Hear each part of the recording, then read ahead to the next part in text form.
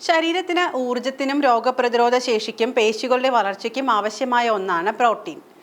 ശരീരത്തിന് ആവശ്യമായ പ്രോട്ടീനുകൾ ലഭിച്ചില്ലെങ്കിൽ പേശിവേദന, പേശികൾ ദുർബലമാവുക, സന്ധിവേദന, കൈകളിലും കാലുകളിലും നീര്, എല്ലുകൾ ദുർബലമാവുക, എല്ലുകൾ പൊട്ടുക തുടങ്ങിയ ലക്ഷണങ്ങൾ കാണിക്കാം. പ്രോട്ടീനുകൾ ജീവന്റെ നിർമ്മാണ ഘടകങ്ങളാണ്. മനുഷ്യ ശരീരത്തിലെ എല്ലാ കോശങ്ങളിലും പ്രോട്ടീൻ അടങ്ങിയിട്ടുണ്ട്. പ്രോട്ടീന്റെ അടിസ്ഥാന ഘടന അമിനോ ആസിഡുകളുടെ ശൃംഖലയാണ്.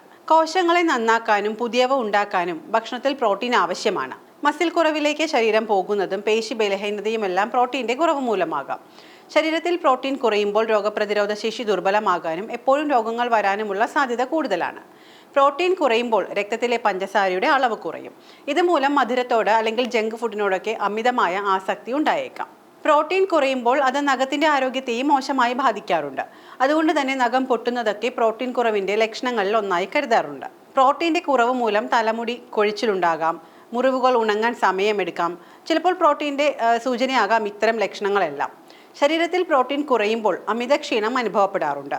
പ്രോട്ടീൻ കുറയുമ്പോൾ മറ്റ് ഒരു പ്രധാന പ്രശ്നമാണ് ചർമ്മം വരണ്ടതാകുന്നു എന്നുള്ളത്. ചർമ്മത്തിന്റെ ദൃഢത നഷ്ടപ്പെടാനും ഇത് കാരണമാകുന്നു. ചിലരിൽ പ്രോട്ടീൻ കുറയുമ്പോൾ ഉത്കണ്ഠയും മറ്റു മാനസിക പ്രശ്നങ്ങളും ഉറക്കക്കുറവും ഒക്കെ കാണാറുണ്ട്. മുതിർന്നവർക്ക് പ്രതിദിനം 1 കിലോ ശരീരഭാരത്തിന് 0.75 ഗ്രാം പ്രോട്ടീൻ ആവശ്യമാണ്. ശരാശരി സ്ത്രീകൾക്ക് ഇത് 45 ഗ്രാമും പുരുഷന്മാർക്ക് 55 ഗ്രാമും എന്നാണ് പറയുന്നത്. 18-നും 30-നും ഇടയിൽ പ്രായമുള്ള മുതിർന്നവരിൽ 1 കിലോഗ്രാം ശരീരത്തിന് 0.8 മുതൽ 0.93 ഗ്രാം പ്രോട്ടീൻ കഴിക്കണമെന്ന് അടുത്തിടെ നടത്തിയ ഒരു പഠനം ശുപാർശ ചെയ്യുന്നു. 30 വയസ്സിന് ശേഷം 0.85 മുതൽ 0.96 ഗ്രാം വരെയാണ് വേണ്ടത്. 65 വയസ്സിന് മുകളിലുള്ളവർക്ക് മറ്റൊരു പഠനം പറയുന്നത് 1.2 മുതൽ 2 ഗ്രാം വരെ വേണമെന്നാണ്. പ്രോട്ടീൻ അടങ്ങിയ ചില ഭക്ഷണങ്ങൾ ഏതൊക്കെയാണെന്ന് നോക്കാം. മുട്ട, മത്സ്യം, ചിക്കൻ, പാൽ ഉൽപ്പന്നങ്ങൾ, നട്ട്സ്, സീഡ്സ്, പയറുവർഗ്ഗങ്ങൾ തുടങ്ങിയവയിൽ നിന്നുമെല്ലാം ശരീരത്തിന് വേണ്ട പ്രോട്ടീൻ ലഭിക്കും. മത്സ്യം, മുട്ട, മാംസം, പാലുൽപ്പന്നങ്ങൾ എന്നിവ കഴിക്കുന്നതിലൂടെ പ്രോട്ടീൻ ലഭിക്കാത്ത ആളുകൾക്ക് പയറുവർഗ്ഗങ്ങൾ വളരെ പ്രധാനമാണ്. ബീൻസിലും പ്രോട്ടീൻ ധാരാളമായി അടങ്ങിയിട്ടുണ്ട്.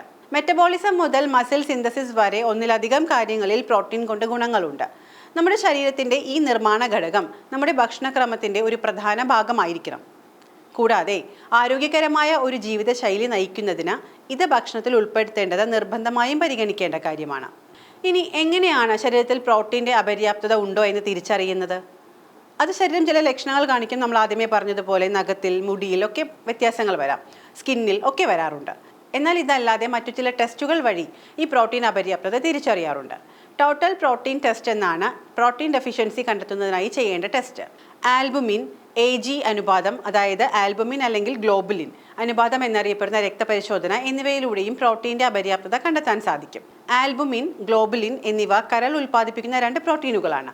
മൊത്തം പ്രോട്ടീൻ്റെ അളവ് കുറവാണോ എന്ന് ആൽബുമിൻ, ഗ്ലോബുലിൻ പ്രോട്ടീനുകൾ ഒപ്റ്റിമൽ ലെവൽ ആണോ എന്നും ഈ പരിശോധനയ്ക്ക് കണ്ടെത്താനാകും. ഇത്തരം പരിശോധനകളിലൂടെയും ഒരു ഡോക്ടർക്ക് കൃത്യമായി നിങ്ങളുടെ പ്രോട്ടീൻ്റെ അളവ് കണ്ടെത്താൻ സാധിക്കും. വീണ്ടും ഒന്ന് ഓർമ്മിപ്പിച്ചോട്ടെ, ഇതെല്ലാം പൊതുവായ ആരോഗ്യ കാര്യങ്ങൾ മാത്രമാണ്. ഇതെല്ലാം ഉള്ളതുകൊണ്ട് പ്രോട്ടീൻ്റെ അപര്യാപ്തത ഉണ്ട് എന്ന് പറയാൻ സാധിക്കില്ല. അതിന് കൃത്യമായ ഒരു വൈദ്യനിർദ്ദേശം തന്നെയാണ് ആവശ്യം.